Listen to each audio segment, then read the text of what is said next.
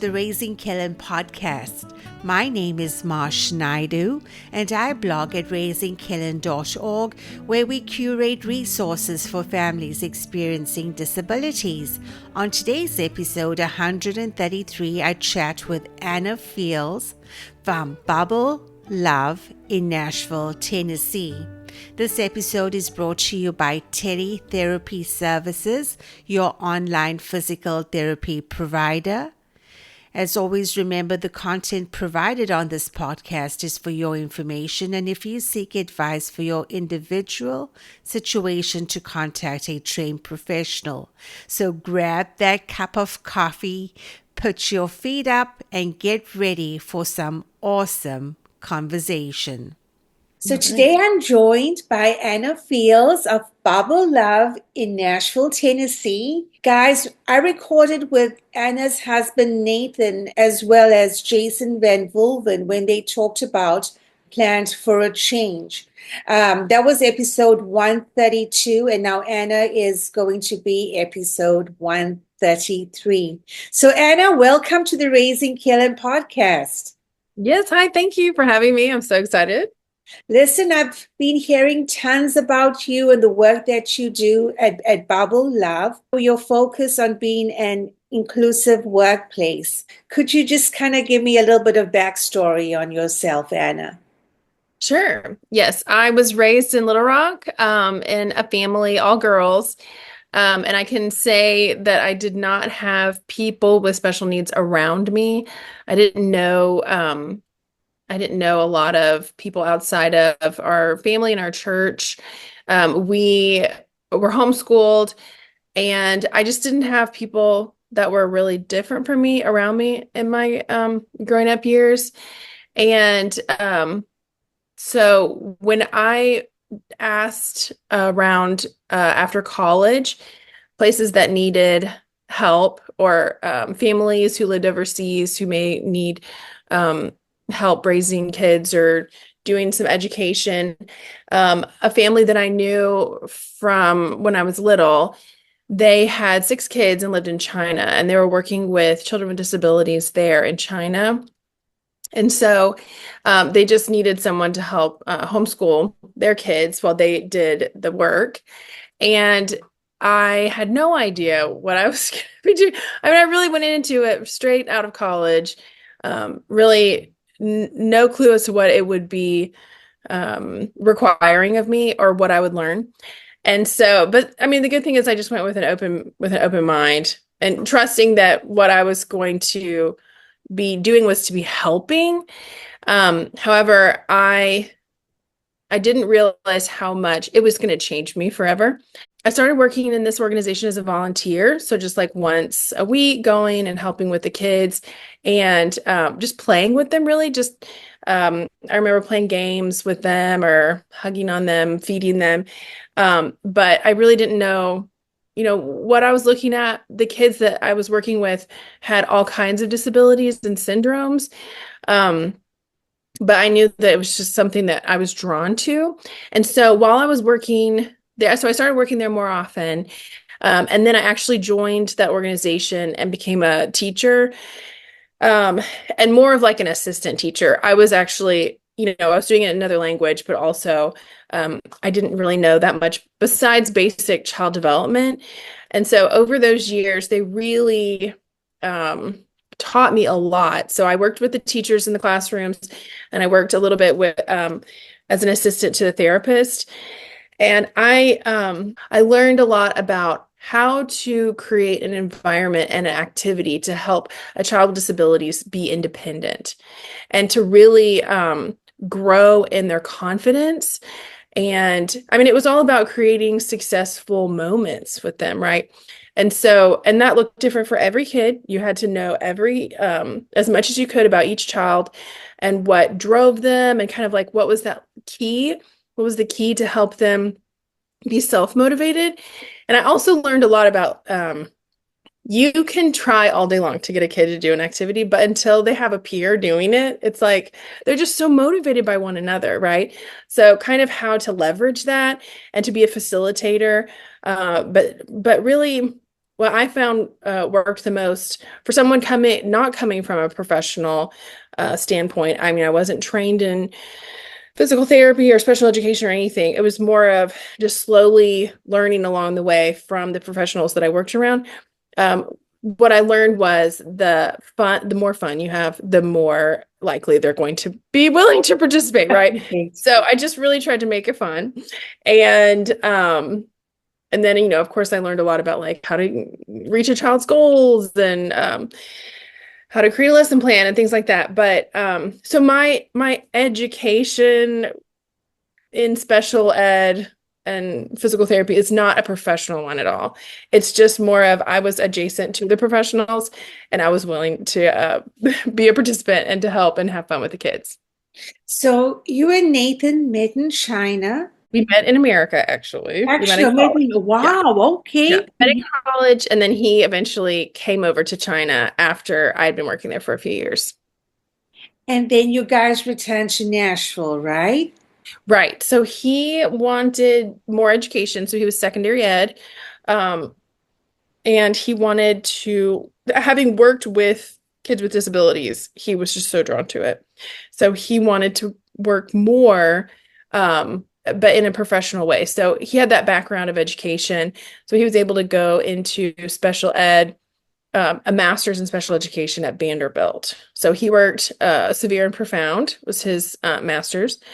And so while he was learning all the professional, the technical, educational, all of that, I was all still just adjacent. I still don't have a degree in anything special education.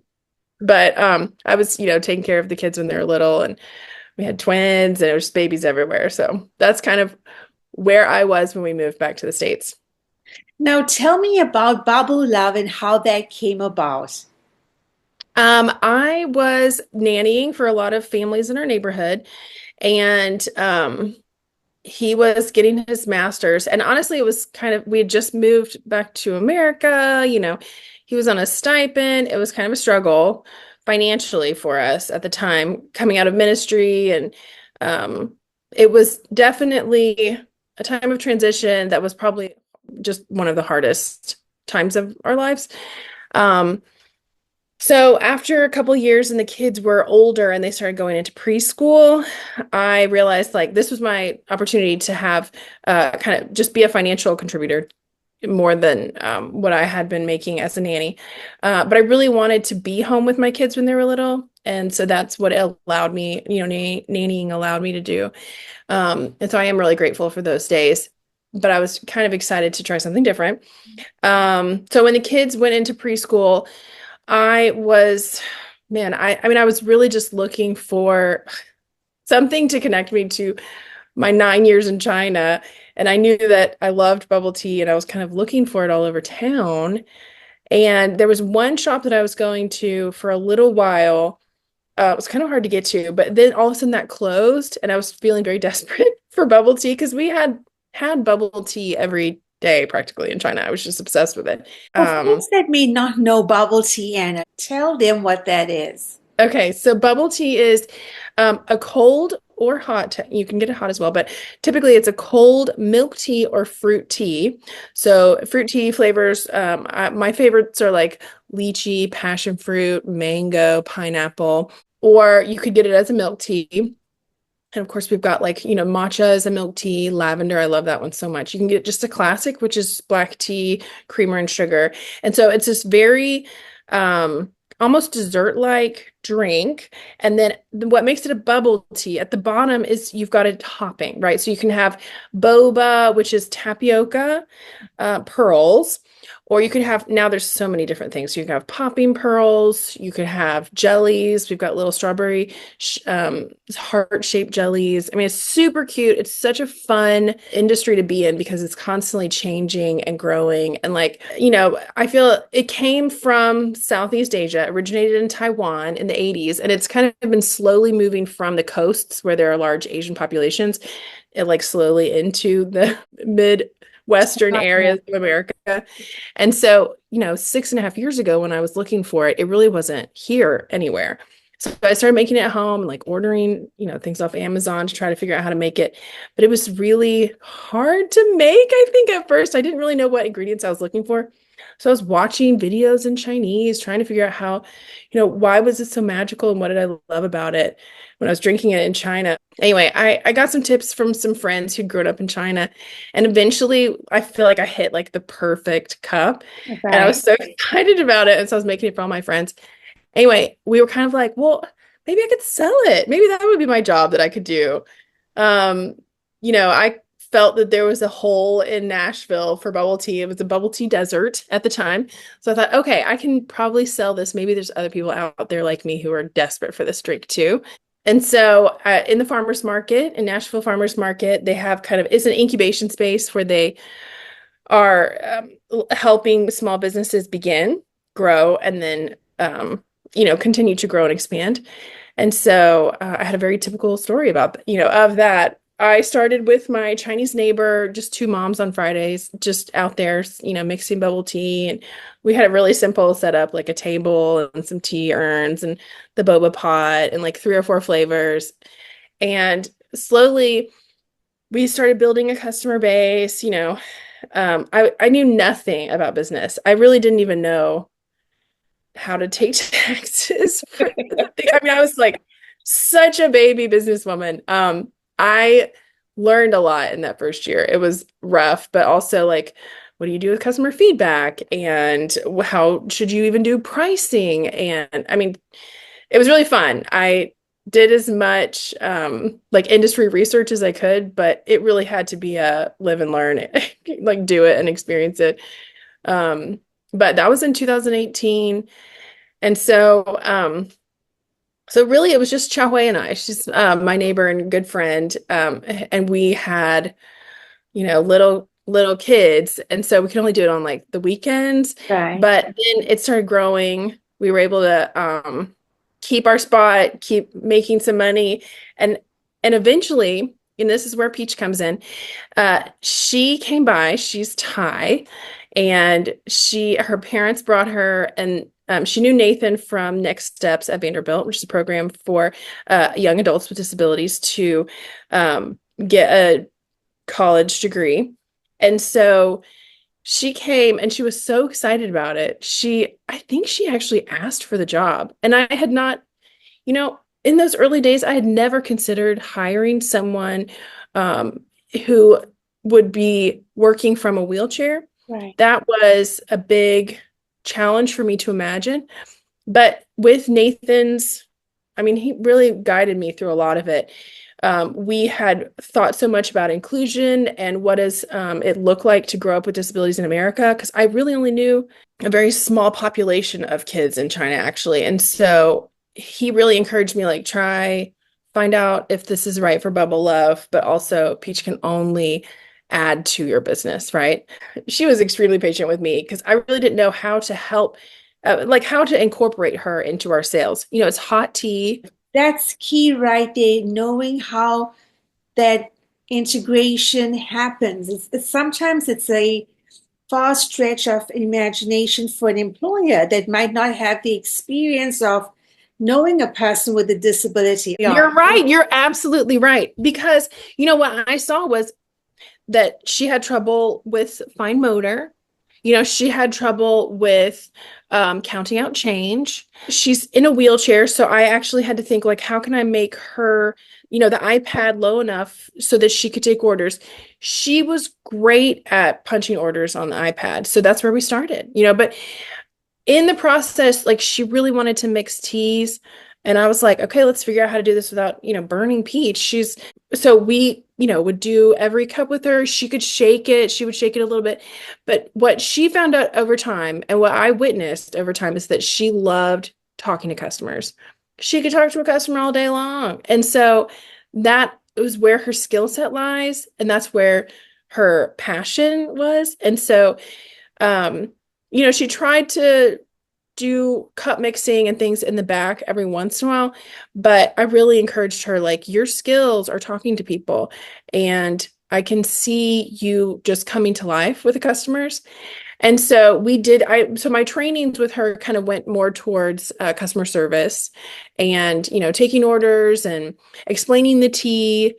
And she just caught on so fast. She loves it. And she still needs some help, getting change. She needs a little bit of help. We have a new machine that prints out the order and she sticks it on the cup and she can totally do that. She loves it. Calling out the orders when they're done. And so probably the biggest, let's see, a big area of growth that I needed to grow in was to see her strengths instead of what was hard for her, to really look for her strengths and encourage that. And then, once she got her groove, I mean, she's been working for me for like all 6 years now. I mean, she's really built one of my longest lasting employees. She is an incredible advocate for her business. She tells everyone she meets about it. She brings people all the time. And then, tons of people that they come on Sunday nights when she's working because they know they're going to see her. So, and she knows everybody.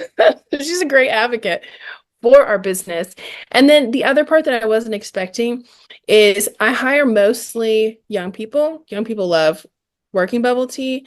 It's a little bit, I would say it's kind of like being a coffee barista, but we call them boba baristas. And I get a lot of high schoolers apply. And so part of my interview process is letting them know that they will be working with Peach at some point, or they'll be working with someone with a disability. And also we hire people who English is their second language. And so when I'm hiring, I just want them to be aware that they are like, that's part of my expectation is that they are willing to respect people who are different from them, willing to work hard to help that person be successful. And then I think I see my high schoolers grow so much as they're helping Peach or as they're watching her succeed. And of course, I tell Peach, look, you're one of my senior employees. So you also, one of her responsibilities is to help train them in customer service. So anyway, she loves being with them. And I think they love being with her. And it's just a way that we're all growing. And it doesn't have anything to do with bubble tea. You're just growing as a human, That's it. Anna, let me ask you this. Are there any present or past employees that stand out in your mind that have, even if they're not currently working for you, that have just really gone on to be great advocates for the disability community? I've only ever had Peach and McKenzie, but that would be McKenzie. So I'll tell you about McKenzie as well. She is a young adult with autism, and Rett syndrome is a more severe, one of the most severe versions of autism. So she's nonverbal, and she took orders while she was with me for 2 years at Bubble Love. She took orders with her communication device, and so her presence at my shop was a real joy. She and her mom together would take orders on Saturday mornings. My customers expected to see her. And while it's a shock for people to hear a computer voice say, "Welcome to Bubble Love. Can I take your order? And would you like a small or large?" A lot of people did not know what to do with who am I talking to? Am I talking to this girl behind the communication device? Am I talking to the lady at the register? And I am always just so impressed watching McKenzie and Tamara. They work as a team. They took orders like pros. They had excellent customer service.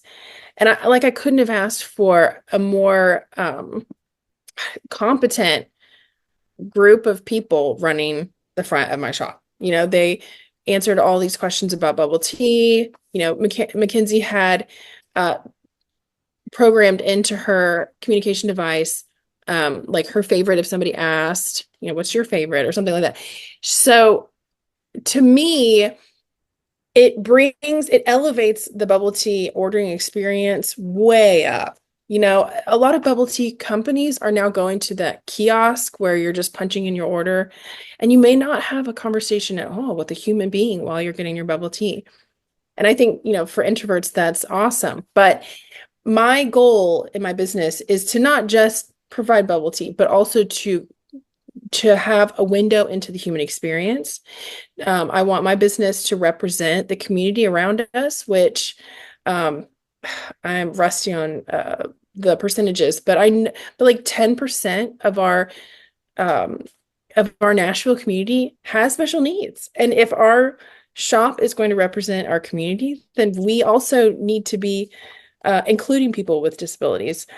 And so they didn't work long hours. Each of my employees, my special employees, work maybe 2 or 3 hours a week only. But the customers that came, I think, were just, more than I love my drink. It really is way more than that, because you're seeing a window into someone succeeding, being independent, being a part of society, earning a wage, getting the tips, and also bringing a lot of joy with them in their job. Absolutely. Wow, Anna, this has been such an amazing conversation. I've learned so much from you, and I know the listeners out there as well have learned so much in terms of how thinking out of the box can lead to accessible and inclusive workplaces. And it just takes that willingness to try and incorporate our friends with disabilities. Thank you for your time.